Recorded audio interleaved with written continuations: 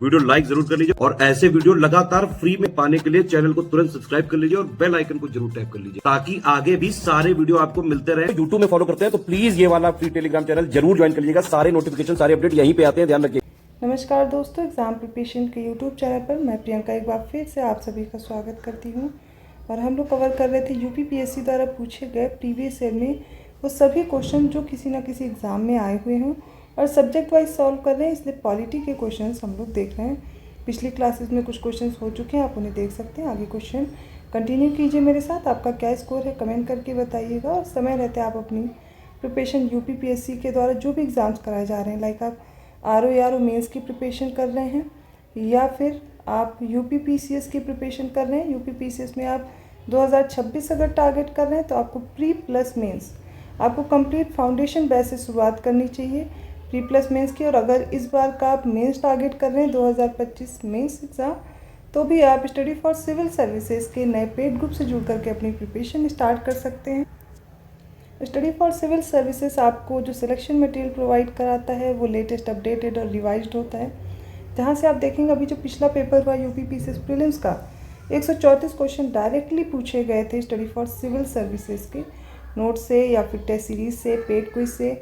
ये आप प्रूफ भी देख सकते हैं। और इसके साथ ही अगर आप यूपीपीसीएस मेंस की प्रिपरेशन करना चाहते हैं तो आपके सामने ये पेड ग्रुप दिए गए हैं जिसमें आप स्टडी मटेरियल और उसके साथ साथ डाउट ग्रुप जो है उसको ज्वाइन करके प्रिपरेशन स्टार्ट कर सकते हैं। जनरल हिंदी के लिए स्टडी मटेरियल मिल जाएगा फीडबैक के साथ। और इसके अलावा 90 डेज़ की आंसर राइटिंग प्रैक्टिस कराई जा रही है, वो भी आपके सामने ये कोर्स दिए गए हैं। इन सभी कोर्सेज को ज्वाइन करने के लिए आप व्हाट्सएप ग्रुप या फिर कॉल के थ्रू अपनी जानकारी ले करके कोर्सेज ज्वाइन कर सकते हैं। साथ ही जो स्टूडेंट्स अगले एग्ज़ाम को टारगेट करें, जैसे कि 2026 का एग्ज़ाम आपका होना है, तो आप फाउंडेशन कोर्स से जुड़ सकते हैं। यूपीपीसीएस प्रीलिम्स का फाउंडेशन बैच अवेलेबल हो चुका है, अभी से तैयारी शुरू कर दीजिए। देखिए फुल पेड ग्रुप है विदाउट क्लियरेंस, 9000 फी पे करना है आपको। इसको पे करने के बाद आपको टेस्ट सीरीज़ और जो भी सीसेट के नोट्स हैं, कंपाइलेशन है, लिस्टिंग्स है, डेली मंथली करंट अफेयर, इस सबका सब कुछ इसमें मिल जाएगा विद डाउट क्लियरेंस। अगर आप चाहते हैं डाउट क्लियरेंस नहीं करना है, आपको सिर्फ स्टडी मटेरियल चाहिए, 6500 पे करना है और आप टेस्ट सीरीज़ नहीं लेना चाहते, सिर्फ स्टडी मटेरियल आपको 4000 में मिल जाएगा। टेस्ट सीरीज़ के लिए भी अलग से आप सिर्फ टेस्ट सीरीज़ ज्वाइन कर सकते हैं या फिर पेड क्विज भी ज्वाइन कर सकते हैं।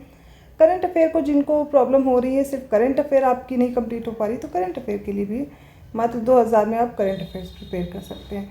बीईओ का भी नया कोर्स लॉन्च हो चुका है, आप यहाँ से तैयारी कर सकते हैं। अगर आप चाहते हैं सिलेक्शन इसी बार हो आपका और इधर उधर आपका टाइम वेस्ट नहीं हो, पहली बार में सिलेक्शन लेना है, तो बस बिना कुछ सोचे समझे आपको स्टडी फॉर सिविल सर्विसेज से प्रिपरेशन स्टार्ट कर देनी चाहिए, क्योंकि यहाँ पर लेटेस्ट ट्रेंड पैटर्न और सिलेक्शन की तैयारी कराई जा रही है। अभी तक यूपीपीएससी के जो भी एग्ज़ाम्स उठा करके देख लीजिए, सबसे ज़्यादा प्रश्न स्टडी फॉर सिविल सर्विसेज से ही पूछे जाते हैं। सिलेक्शन के लिए आपके लिए काफ़ी प्रश्न वहाँ पर होते हैं, जैसे कि आपको जो प्रैक्टिस कराई जा रही है वो भी मोस्ट एक्सपेक्टेड क्वेश्चंस होते हैं। तो ज़्यादा जानकारी के लिए नंबर्स मैंने प्रोवाइड कर दिया, आप इन पर कॉन्टैक्ट करके जानकारी ले सकते हैं।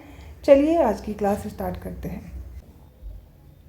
86 क्वेश्चन है हमारे सामने। भारत के प्रत्येक नागरिक का कर्तव्य होगा कि प्राकृतिक पर्यावरण का सुधार शामिल हो, मतलब इसमें किस आर्टिकल में ऐसा शामिल है?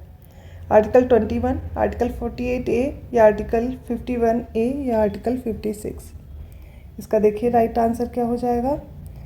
ऑप्शन सी 51A, ये हमारी फंडामेंटल ड्यूटी है। और फंडामेंटल ड्यूटीज़ या फिर मौलिक कर्तव्य किस में दिए गए हैं? 51A में।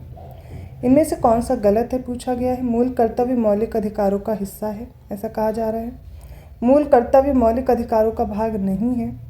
या भारतीय संविधान के भाग 4A में मौलिक कर्तव्य गिनाए गए हैं और आर्टिकल 51A में प्रत्येक नागरिक के मौलिक कर्तव्यों की व्याख्या दी गई है। तो देखिए मौलिक कर्तव्य मौलिक अधिकारों से अलग हैं, ये मौलिक अधिकार का हिस्सा नहीं है, यही हमारा सही उत्तर हो जाएगा। अगला प्रश्न देखिए, निम्नलिखित में से कौन सा एक मौलिक कर्तव्य नहीं है?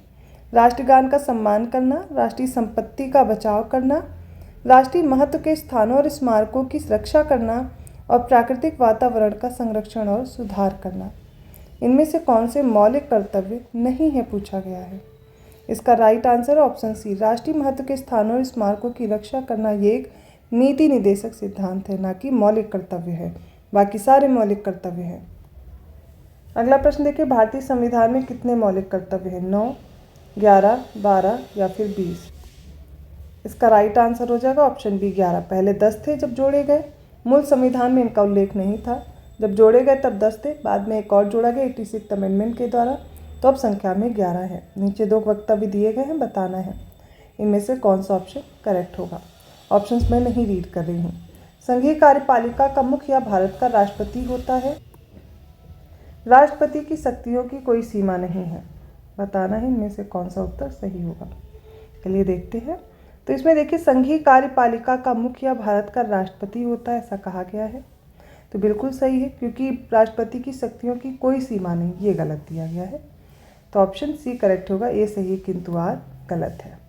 अगला प्रश्न देखिए, 291 क्वेश्चन है, भारत का राष्ट्रपति अप्रत्यक्ष निर्वाचन से चुना जाता है क्योंकि एक निर्वाचक मंडल की व्यवस्था है जो संसद के दोनों सदनों और राज्यों की विधानसभाओं के निर्वाचित सदस्यों से मिलकर बनता है।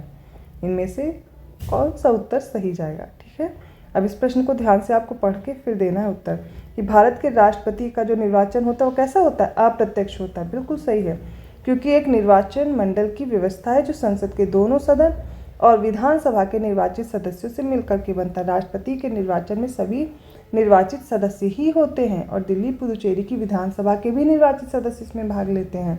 इसके अलावा जो राज्यसभा है और लोकसभा, इसके भी निर्वाचित सदस्य ही भाग लेते हैं और राज्य की विधानसभाओं के भी निर्वाचित सदस्य, विधान परिषद के सदस्य इसमें भाग नहीं लेते हैं। कथन और कारण दोनों सही और सही व्याख्या भी है, इसलिए हमें उत्तर कौन सा चुनना चाहिए ये भी देखेंगे। इसका राइट आंसर होगा ऑप्शन सी। तो 92 क्वेश्चन है वो हमारे सामने, भारतीय संविधान के 70वें संशोधन द्वारा भारत के राष्ट्रपति चुनाव में जिन 2 केंद्र शासित प्रदेशों को भाग लेने का अधिकार दिया गया वो कौन है? दिल्ली चंडीगढ़, दिल्ली पुदुचेरी, दिल्ली और दमन दीव, चंडीगढ़ और पुदुचेरी। अभी मैंने आंसर बताते वक्त आपको इसको बता भी दिया, इसका उत्तर आपको पता होगा। तो 70वां संविधान संशोधन होता है, पहले ये भाग नहीं लेते थे, लेकिन दिल्ली और पुदुचेरी की विधानसभा के निर्वाचित सदस्य इसमें भाग लेते हैं। अगला प्रश्न ध्यान से देखिए, निम्नलिखित में से कौन भारत के राष्ट्रपति के निर्वाचन हेतु निर्वाचक गण में सम्मिलित नहीं है? लोकसभा के निर्वाचित सदस्य अभी बताए लेते हैं भाग, राज्यसभा के निर्वाचित सदस्य ये भी होते हैं, राज्य की विधानसभाओं के निर्वाचित सदस्य ये भी होते हैं, लेकिन राज्य की विधान परिषद के निर्वाचित सदस्य इसमें भाग नहीं लेते, क्योंकि विधान परिषद के सदस्य ही इसमें भाग नहीं लेते हैं। अगला प्रश्न देखिए, निम्नलिखित में से कौन राष्ट्रपति के निर्वाचन हेतु निर्वाचक गण के सदस्य हैं? संसद के दोनों सदनों के सभी सदस्य, राज्य विधानसभाओं के सभी निर्वाचित सदस्य, संघ राज्य क्षेत्रों की विधानसभाओं के सभी निर्वाचित सदस्य, सभी राज्यपाल और उपराज्यपाल। इसमें कौन कौन से सदस्य हैं पूछा गया। अब यहाँ पर आपको उत्तर देना है। तो संसद के दोनों सदनों के सभी सदस्य भाग लेते हैं? बिल्कुल नहीं, सिर्फ निर्वाचित। राज्य विधानसभाओं के सभी निर्वाचित सदस्य भाग लेते हैं? बिल्कुल सही। संघ राज्य क्षेत्रों की विधानसभाओं के भी सभी निर्वाचित सदस्य भाग लेते हैं? बिल्कुल। सभी राज्यपाल तथा उपराज्यपाल इसमें भाग लेते हैं? बिल्कुल नहीं। तो सेकंड और थर्ड हमें ऑप्शन बी में दिया गया है। एक एक प्रश्न को आप बड़ा देख करके उसको छोड़िए नहीं, रीड करिए और समझिए कि क्वेश्चन पूछ क्या रहा है, आपको उसका आंसर आता है। लेकिन आप बड़ा क्वेश्चन देख करके छोड़ देंगे तो फिर आपका पेपर रह जाएगा। यहाँ पर देखिए, अब अगला प्रश्न, भारत में राष्ट्रपति के चुनाव के लिए चुनाव मंडल के सदस्य कौन होते हैं? लोकसभा के चुने हुए सदस्य, राज्यसभा के चुने हुए सदस्य, राज्य विधानसभा के चुने हुए सदस्य और राज्य विधान परिषद के चुने हुए सदस्य। देखते हैं इसमें क्या करेक्ट होगा। लोकसभा से, राज्यसभा से निर्वाचित, राज्य विधानसभा से, लेकिन राज्य विधान परिषद से नहीं होते। ऑप्शन सी करेक्ट है। इसी तरह के क्वेश्चन करते चलेंगे। भारत के राष्ट्रपति चुने जाते हैं तो केवल राज्यसभा के सदस्यों द्वारा, केवल लोकसभा के सदस्यों द्वारा, केवल राज्यों की विधानसभाओं लोकसभाओं के सदस्य द्वारा, या राज्यसभा लोकसभा राज्यों की विधानसभाओं के निर्वाचित सदस्य द्वारा। ऑप्शन डी करेक्ट है। अगला प्रश्न हमारे सामने है, निम्नलिखित में से कौन राष्ट्रपति के चुनाव प्रकरण के लिए सही नहीं है? पदस्थ राष्ट्रपति के पदावधि से पूर्व उत्तराधिकारी का चुनाव अवश्य हो जाना चाहिए। यहाँ पर हमसे पूछा गया कौन सा सही नहीं है। तो देखिए, अगर राष्ट्रपति अपने पद पर नहीं है तो उनकी पदावधि, मतलब उनकी जब अवधि कंप्लीट होती 5 साल की, उससे पहले ही चुनाव हो जाते हैं। सही है। राष्ट्रपति अपना पदभार ग्रहण करने की तिथि से 5 वर्ष तक पद पर रहते हैं, ये भी बिल्कुल सही है। और राष्ट्रपति का उत्तराधिकारी आने तक कार्यकाल की समाप्ति पर वे अपने पद पर बने रहते हैं। राष्ट्रपति का पद खाली नहीं होता, ये भी सही है। निर्वाचक मंडल के अपूर्ण होने पर इस आधार पर राष्ट्रपति का चुनाव स्थगित किया जा सकता है, ये बिल्कुल गलत है। निर्वाचक मंडल अपूर्ण है, इस आधार पर राष्ट्रपति का चुनाव स्थगित नहीं होता है। नेक्स्ट देखिए, एक सांसद तथा विधानसभा का सदस्य राष्ट्रपति निर्वाचित हो सकता है, लेकिन चुनाव लड़ने से पूर्व उसे अपनी सदस्यता से त्यागपत्र देना होगा। अपने निर्वाचन से 6 माह के अंदर अपनी सदस्यता छोड़नी होगी। निर्वाचित होने के तुरंत उपरांत अपनी सदस्यता छोड़नी होगी। एक सांसद चुनाव लड़ सकता परंतु विधानसभा का सदस्य नहीं। पूछा गया, अगर एक सांसद अथवा विधानसभा का सदस्य राष्ट्रपति निर्वाचित हो सकता है, लेकिन निर्वाचित होने के तुरंत उपरांत उसे अपनी सदस्यता छोड़नी होगी, जहाँ के भी वो सदस्य है, याद रखिएगा। अगला प्रश्न देखिए, अब हमारे सामने है, भारत के राष्ट्रपति को महाभियोग से हटाने के लिए कौन सा अनुच्छेद है? 53, 61, 74 या 30? इसका राइट आंसर ऑप्शन बी 61 में राष्ट्रपति पर महाभियोग का उल्लेख है। कार्यावधि की समाप्ति से पूर्व ही पद से हटाया जाता है, कैसे? सत्ताधारी राजनीतिक दल द्वारा, प्रधानमंत्री द्वारा, न्यायालय में ट्रायल करके या महाभियोग द्वारा। तो अभी हमने देखा इस प्रश्न का उत्तर वही था, ऑप्शन सी महाभियोग के द्वारा। तो ये आज के इंपॉर्टेंट क्वेश्चन थे जो राष्ट्रपति और मौलिक कर्तव्य से रिलेटेड थे। टॉपिक वाइज हम लोग चल रहे हैं PYQs पे।